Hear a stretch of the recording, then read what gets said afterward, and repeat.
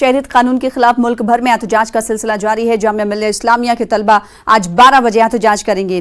وہیں معروف سماجی کارکن یوگیندر یادو نے بھی مارچ کی کال دی ہے۔ منڈی ہاؤس سے جنتر منتر تک یوگیندر یادو مارچ نکالیں گے۔ ادھر کولکاتہ میں بھی ترنمول کانگریس کی ریلی ہے۔ مغربی بنگال کی وزیر اعلیٰ ممتا بنرجی شہریت قانون کے خلاف مسلسل احتجاج کر رہی ہیں۔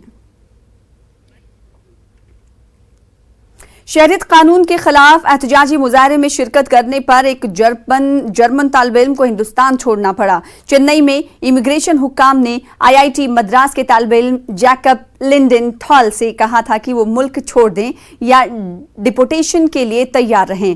جیکب طبیات کے طالب علم ہیں۔ گزشتہ ہفتے وہ ایک احتجاجی مظاہرے میں شریک ہوئے تھے اور میڈیا سے بھی بات کی تھی۔ غیر ملکی طالب علموں کی احتجاجی مظاہروں میں شرکت دراصل ویزا ضوابط کی خلاف ورزی ہے۔ نیوز 18 کو جرمن طالب علم نے بتایا کہ امیگریشن حکام نے میرے سیاسی پس منظر کے بارے میں تفصیلی سوالات کیے۔